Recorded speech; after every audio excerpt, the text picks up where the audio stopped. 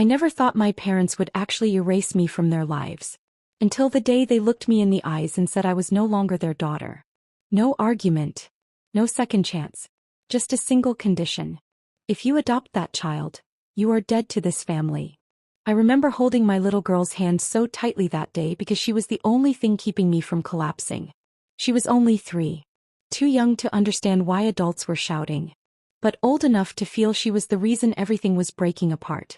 I chose her anyway. And that was the moment I lost my entire family. Or so I thought. Because years later the same daughter they rejected would stand on a stage as a valedictorian and reveal a secret letter that destroyed everything my parents built their lives on. And what she read that day made me realize something terrifying. They didn't just disown me for adopting her. They were hiding something far worse. I never thought my parents would actually erase me from their lives. Until the day they looked me in the eyes and said I was no longer their daughter. No argument. No warning. No hesitation. Just a sentence that split my life into before and after. If you adopt that child, you are dead to this family. I still remember how quiet the room became after they said it. Not peaceful quiet. The kind of quiet that feels like something inside you just collapsed. My mother didn't even blink when she said it. My father didn't raise his voice. He didn't need to. He just looked at me the way you look at something that no longer belongs in your life. Like I was already gone. But I wasn't alone that day. My little girl was standing right beside me. 3 years old. Small fingers wrapped tightly around mine. She didn't understand everything happening, but children feel energy before they understand words. She looked up at me and whispered, "Mama, why are they angry?" I didn't answer immediately. Because I didn't know how to explain that sometimes love is treated like a mistake. My parents had always been proud people. The kind who cared about reputation, family name, what people will say. Everything in our home was about image. Not emotion. Not warmth. Not understanding. Just appearance. And I was the daughter who never quite fit into that system. I wasn't rebellious. I wasn't loud. I just felt too deeply. And that was always the problem. The day I told them I wanted to adopt, I still remember the exact expression on my mother's face. First she laughed. Like I had told a joke that wasn't funny. Then the laugh disappeared. Slowly. Like it was being pulled out of her. "You want to adopt, alone?" She said it slowly as if repeating it would make it make sense. My father didn't even sit up properly. He stayed in his chair like the conversation wasn't serious enough for his full attention. "That is not your responsibility," he said flatly. But it was already too late. Because I had already met her. I didn't plan it. I wasn't looking for a child. I went there for something completely unrelated. A small care home on the edge of the city. Too many children. Too few workers. Too much silence. And then I saw her. She wasn't crying like the others. She wasn't asking for attention. She was just sitting quietly in the corner, watching everyone leave with a look that felt too old for her face. Like she had already learned the pattern of abandonment. People come. People look. People leave. When I knelt in front of her, she didn't smile. She didn't reach out immediately. She just studied me. Carefully. Then she asked one question. "Will you leave too?" That question did something to me. Because she didn't ask it like a child expecting comfort. She asked it like someone who had accepted disappointment as normal. I don't remember how long I stayed there. But I remember what I said. "No. I won't leave you." And I meant it. That was the moment everything changed. Not because I decided to adopt. But because I realized I had already chosen her in my heart before I understood the consequences. And consequences always come later. Always. When I told my parents, I expected resistance. I did not expect war. My mother stood up immediately when I finished speaking. "You cannot be serious." Her voice was sharp, controlled, offended. Not sad. Not emotional. Offended. As if I had insulted the entire family structure. My father finally looked at me directly. And that was worse. Because when he looked at me, I saw something I had never seen before. Not anger. Not confusion. Disappointment so deep it had turned into rejection already. "You are destroying your future," he said. I remember tightening my grip on my daughter's hand behind me. She stayed silent. So, watching. My mother stepped closer. "Do you even understand what people will say about this family?" That sentence told me everything I needed to know. It was never about me. It was about perception. I took a breath. She is a child, I said quietly. And that was the moment everything broke. My father stood up, fully, deliberately, and said the sentence that ended my life as I knew it. Then choose her, or choose us. There was no hesitation in his voice. He had already decided the outcome. He just wanted me to confirm it out loud. I looked at my daughter. She was still holding my hand. Waiting. Not asking me to choose. Just trusting I would not let go. And that was the moment I understood something terrifying. Some decisions don't just change your future. They erase your past. I turned back to my parents, and I said it. Quietly. But clearly. I choose her. The silence that followed was immediate. Heavy. Final. My mother didn't scream. She didn't cry. She just slowly sat back down like something inside her had shut off completely. My father walked to the table, opened a drawer, pulled out a folded paper, and placed it in front of me. Then sign this, he said. I didn't even ask what it was.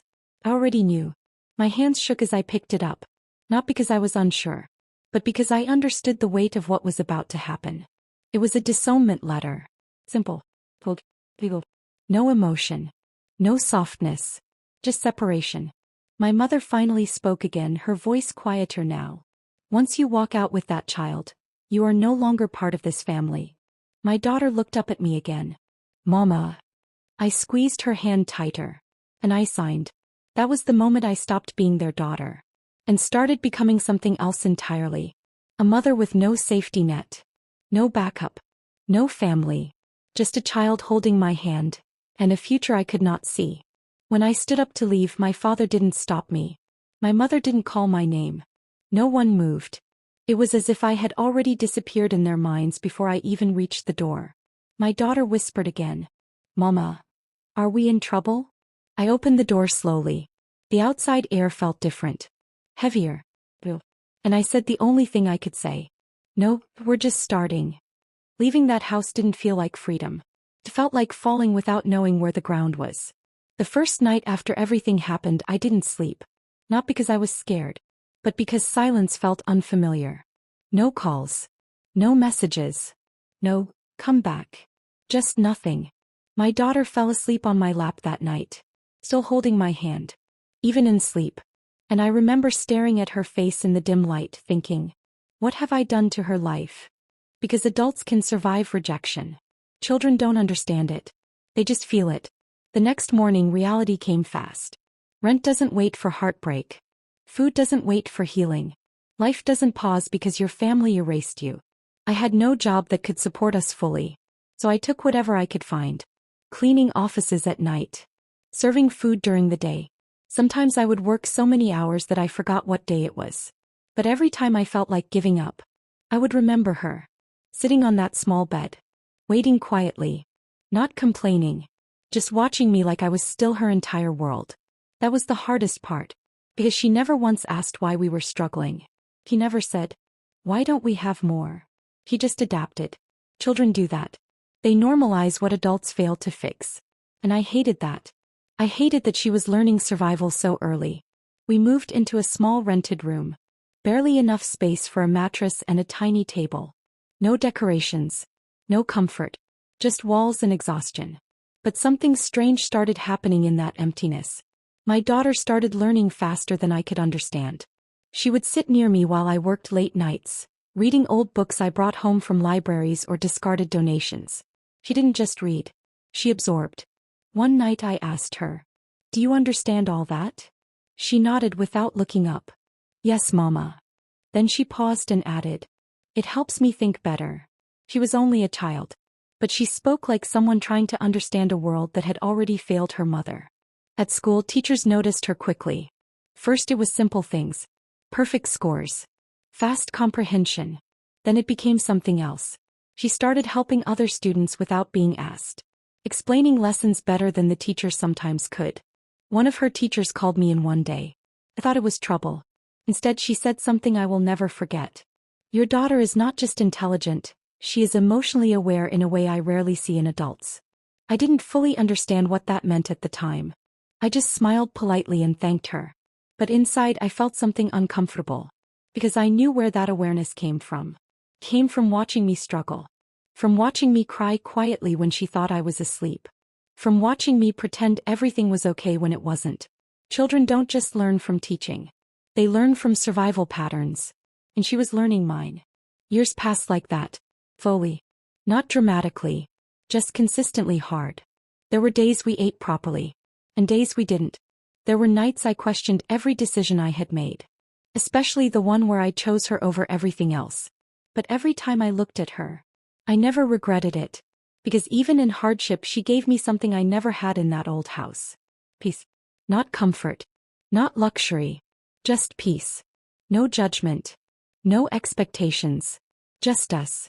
One evening after a long shift I came home exhausted. My body ached in ways I couldn't describe. I opened the door and found her sitting on the floor, writing something in a notebook. She looked up immediately. "Mama, you're late." Not as a complaint. Just observation. I smiled weakly. "I had to work extra today." She nodded like she understood something deeper than I expected. Then she said something quietly. "One day, you won't have to work like this anymore." I laughed softly. "That's a big dream." She didn't smile back. Instead she said, "It's not a dream. It's a plan." I paused. Something about the way she said it felt different. More serious. More intentional. But I didn't push it. I just sat beside her and rested my head against the wall. For a moment, there was silence again. But this time it wasn't empty. It was shared. And somewhere inside that small broken room, we were building something my parents could never understand. A life not based on approval, but on survival, loyalty, and quiet love. I didn't know it then. But that child sitting beside me was already becoming someone extraordinary. Someone who was watching everything, remembering everything, and preparing for a truth that would one day come back for all of us. Time didn't heal anything. It just trained us to survive it. By the time my daughter was growing into her teenage years, I had stopped expecting anything from the world. No apology from my parents. No apology from life. No reversal of what happened. Just continuation. But something in her was different. She wasn't just growing up. She was becoming sharper. Quieter. More observant. She would sit at the kitchen table after school not talking much, just thinking. One day I asked her, "What are you always thinking about?" She looked at me for a long moment before answering. "Patterns." I frowned slightly. "Patterns?" She nodded. "People repeat themselves. Even when they lie." I didn't fully understand what she meant at the time. I thought it was just a smart child saying smart things. But there was something deeper in her tone. Like she wasn't just learning the world. She was analyzing it. At school, her performance became impossible to ignore. She wasn't just top of her class. She was consistently far ahead. Teachers started giving her advanced material just to keep her challenged. One teacher even told me, "Your daughter corrects explanations I give before I finish them." But what surprised me most wasn't her intelligence. It was her discipline. She never used her abilities to show off. She never bragged. She just absorbed everything quietly. At home she still helped me without complaint. If I came home exhausted, she would already have simple food ready. If I was overwhelmed, she would stay silent beside me until I calmed down. It was like she understood emotional weight without being taught. But then something strange began happening. She started asking questions. Not about school. Not about normal things. About family. One night while we were eating, she asked, "Mama, do you ever think about them?" I froze slightly. I knew who she meant immediately. But I still pretended not to. "Who?" She didn't look away. "Your parents." The room went quiet. Not uncomfortable. Just heavy. I placed my spoon down slowly. "No," I answered.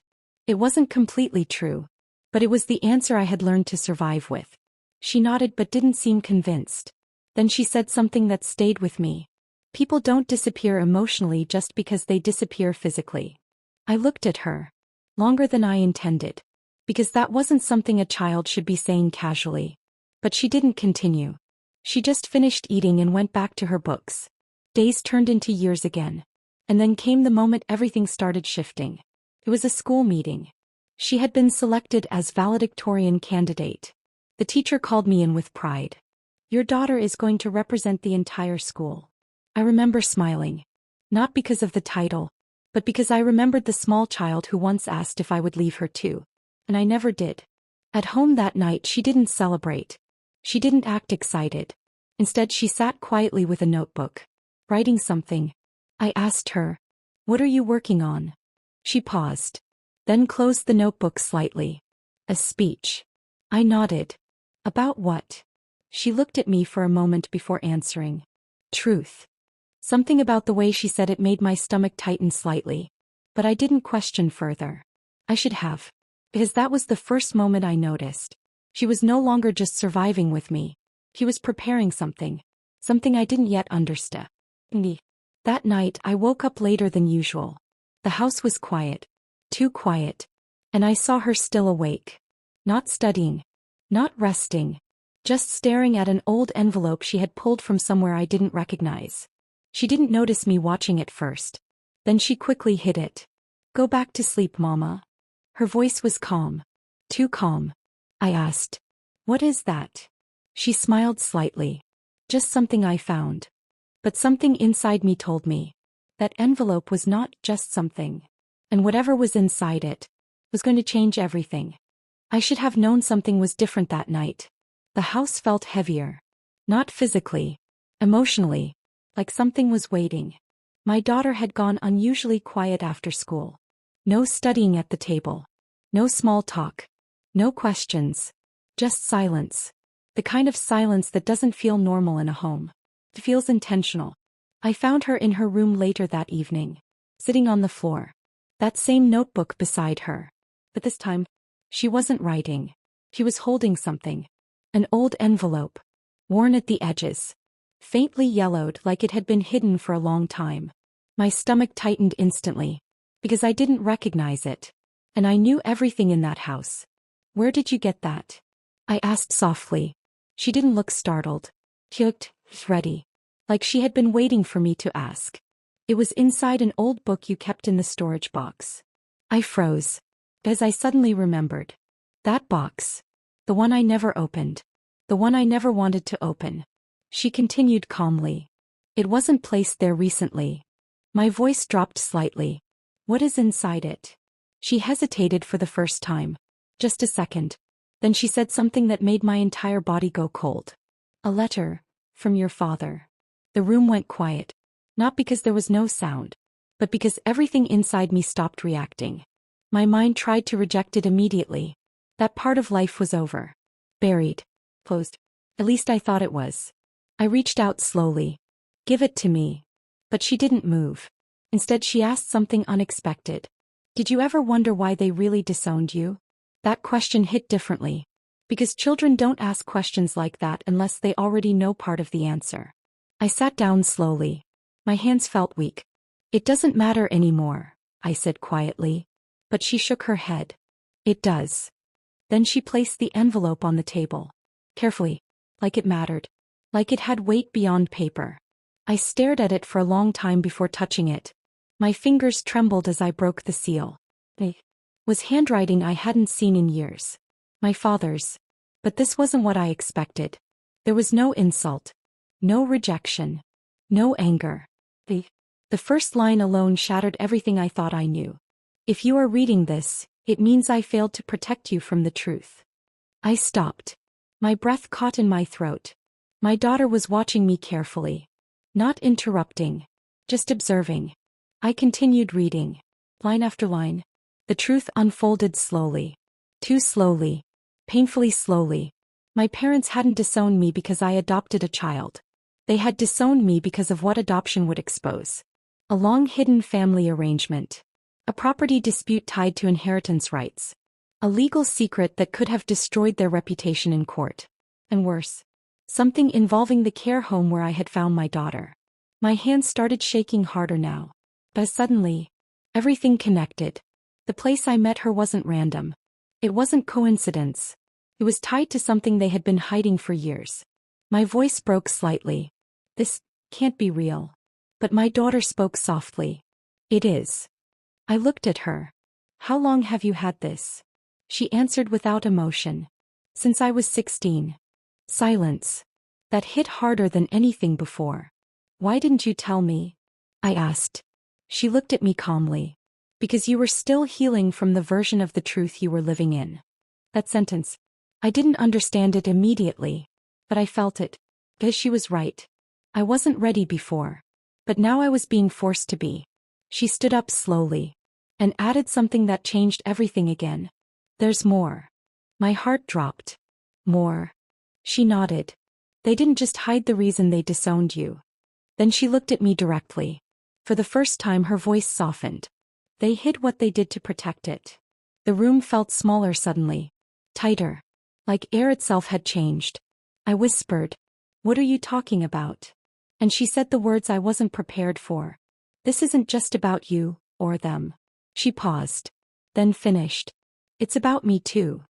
The moment she said, it's about me too, everything in my mind went blank. Not confused. Not surprised. Just empty. Because in that instant I realized this story was no longer just about my parents. It never was. I looked at her slowly. For the first time in my life I saw something in her eyes I had never noticed before. Not just intelligence. Not just maturity. But knowing. Like she had been carrying something for years that she was finally ready to release. What do you mean, it's about you? I asked quietly. She didn't answer immediately. Instead she walked to the window. Stood there for a moment. Then spoke without turning around. The care home you found me in wasn't random. My breath tightened. She continued. It was connected to your family's foundation. Silence. That word hit harder than anything before. Foundation. Because suddenly the pattern wasn't just emotional anymore. It was structural. Intentional. She turned back to me. And this time her voice was steady. You weren't just disowned because of me. She paused. You were placed in a position where you had to choose me, so the truth would stay buried. My hands started shaking again. That doesn't make sense. But even as I said it, something inside me already knew. She stepped closer. The letter you read wasn't just a confession. Her voice lowered. It was a warning that your decision would expose everything. My heart dropped. And then she said it. The final piece. The truth I was never meant to hear. I wasn't just any child in that care home. She looked at me directly. I was placed there intentionally. My entire body went cold. What are you saying? She exhaled slowly. Not in fear. Not in sadness. But in acceptance. I'm saying your parents knew exactly who I was. The room felt like it disappeared. No sound. No air. No grounding. Just her voice continuing through the silence. And when you chose to adopt me, you didn't just defy them. She paused. You activated the truth they spent years hiding. My knees weakened slightly. I had to sit down. Because everything I thought was random was designed. My daughter wasn't just a child I met by chance. She wasn't just an orphan I chose to love. She was connected to everything. To my family. To their secrets. To the letter. To the disownment. Everything. I whispered. Why didn't you tell me sooner? She looked at me softly now. For the first time not as a reveal voice. But as a daughter again. Because you needed to love me first. Without knowing what I was tied to. Tears filled my eyes immediately. As I understood. She didn't let me choose her for the truth. She let me choose her for love. There was a long silence between us. Then she walked forward. And hugged me. Not like a child needing comfort. But like someone finally putting down something heavy they had carried for years. I'm sorry I didn't tell you earlier, she whispered. I held her tighter. No, I said softly. You protected me. And in that moment, everything my parents tried to destroy collapsed into something they never expected. Not revenge. Not anger. But truth. And love surviving it. We never spoke about my parents again after that night. Not because it didn't matter. But because it no longer controlled us. What mattered now was sitting in front of me. Alive. Strong. And free. My daughter became something extraordinary in the years that followed. Not just a valedictorian. Not just a success story. But someone who understood pain. And still chose compassion. And I finally understood something I had missed all along. They thought disowning me would destroy my life. But it only removed me from a life built on lies. And gave me one built on truth. Pushpin final C. And if there's one thing I want you to take from this story, it's this. Sometimes the people who reject you are not protecting you from the world. They are protecting the world from the truth you carry. So tell me, if you were in my place, would you still choose love, even if it meant losing everything else? If this story touched you, subscribe to Silent Truth Chronicles, because some truths are silent until they finally find the courage to speak.